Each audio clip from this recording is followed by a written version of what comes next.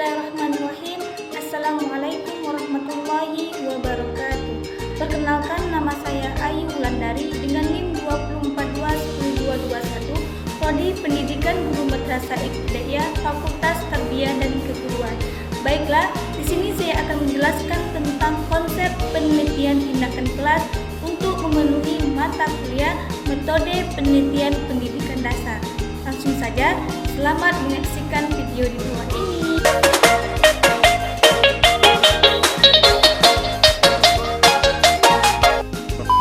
Konsep penelitian tindakan kelas. Nah, sobat-sobatku sekalian, kita akan membahas sama-sama tentang pengertian PTK, latar belakang PTK, tujuan dan manfaat perbedaan antara PTK dengan penelitian lainnya, prinsip-prinsip PTK, dan prosedur penyusunan PTK. Mari kita membahas kira-kira apa sih PTK itu. Nah, penelitian tindakan kelas adalah sebuah penelitian praktis yang dilakukan oleh guru di dalam kelas untuk memperbaiki, mempelajari dengan cara melakukan refleksi diri pada proses pembelajaran atau proses pengkajian masalah pembelajaran di dalam kelas melalui refleksi diri dalam upaya untuk memecahkan masalah dengan cara melakukan berbagai tindakan yang terencana dalam situasi nyata serta menganalisis setiap pengaruh dari perilaku tersebut. Itu adalah pengertian dari PTK tersebut. Kenapa PTK perlu dilakukan? Karena membuat guru menjadi peka dan tanggap terhadap dinamika pembelajaran di kelasnya. Para guru pun menjadi reflektif dan kritis terhadap apa yang ia dan muridnya lakukan. PTK dapat meningkatkan kinerja guru sehingga menjadi profesional, intinya untuk memperbaiki proses pembelajaran tersebut. Selanjutnya, apa tujuan dari PTK? Menurut Mulyanti Ningsih 2016, penelitian tindakan kelas bertujuan untuk meningkatkan proses dan hasil pembelajaran melalui perbaikan praktik pembelajaran di kelas dengan mengembangkan strategi pembelajaran yang paling efektif dan efisien pada situasi alamiah. Penelitian tindakan kelas atau PTK memiliki perbedaan dengan penelitian lainnya, seperti penelitian eksperimental atau penelitian kualitatif dalam beberapa hal. Yang pertama adalah fokus.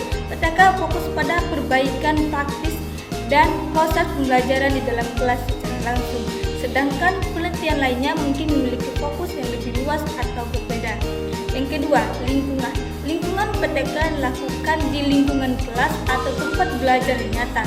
Sementara penelitian lainnya mungkin dilakukan di lingkungan yang lebih terkontrol atau simulasi.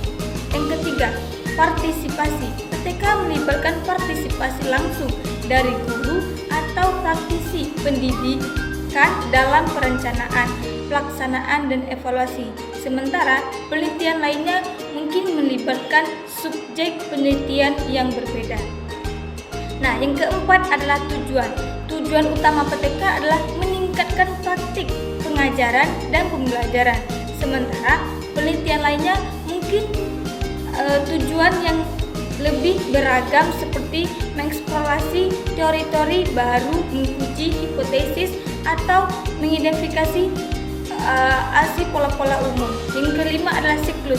PTK biasanya dilakukan dalam siklus berulang yang melibatkan rencana tindakan, observasi, dan refleksi, sedangkan penelitian lainnya mungkin mengikuti pendekatan yang lebih linear. Meskipun demikian, perbedaan ini tidak akan mutlak dan terkadang ada overlap atau PTK dan penelitian lainnya, terutama dalam konteks penelitian pendidikan. Prinsip utama dalam penelitian tindakan kelas atau PTK meliputi yang pertama, kolaborasi. PTK mendorong kerjasama antara guru, siswa, dan pihak yang terkait lainnya dalam merencanakan, melaksanakan, dan mengevaluasi tindakan untuk meningkatkan praktik pembelajaran. Yang Yang kedua, refleksi. Prinsip ini mengharuskan para guru untuk secara teratur merefleksikan praktik pengajaran mereka, mengidentifikasi tentang keberhasilan dan peluang untuk perbaikan. Yang ketiga adalah siklus. PTK berjalan dalam siklus yang berulang di mana para guru merencanakan, bertindak, mengamati, dan merefleksikan tindakan mereka secara terus-menerus. Yang keempat, konteks. Setiap PTK disesuaikan dengan konteks unik, kelas, dan siswa. Hal ini memungkinkan solusi yang relevan dan efektif untuk diterapkan. Yang kelima, keterlibatan siswa. PTK memperhatikan peran dan pengalaman siswa dalam proses pembelajaran sehingga menginteraksikan siswa dalam rencana dan evaluasi. Yang keenam adalah guru diharapkan untuk bersikap refleksibel dalam merencanakan dan menerapkan tindakan perbaikan serta membuka diri terhadap penyesuaian berdasarkan hasil evaluasi. Yang ketujuh, pengetahuan dan teori. PTK memanfaatkan pengetahuan praktik guru dan teori prosedur penyusunan penelitian tindakan kelas atau PTK melibatkan beberapa tahap yang sistematis. Berikut adalah prosedur umum yang dapat dilakukan.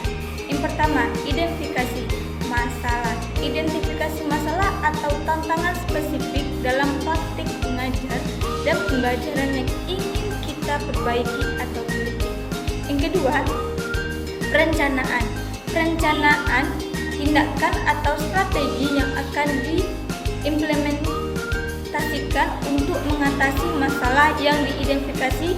Ini mencakup pengembangan tujuan yang jelas, strategi tindakan yang spesifik, dan rencana penguatan data. Yang ketiga, implementasi. Melakukan tindakan atau strategi yang telah direncanakan dalam lingkungan kelas atau situasi pembelajaran yang sesungguhnya. Yang keempat, observasi dan pencatatan. Melakukan pengamatan terhadap pelaksanaan atau tindakan atau strategi serta mencatat data yang relevan yang terkait dengan implementasi. Yang kelima adalah evaluasi. Menganalisis data yang dikumpulkan untuk mengevaluasi efektivitas tindakan atau strategi yang dilakukan dalam menanggapi masalah yang diidentifikasi. Evaluasi dapat meliputi perbandingan antara kinerja sebelumnya dan sesudah intervensi. Yang keenam ada refleksi.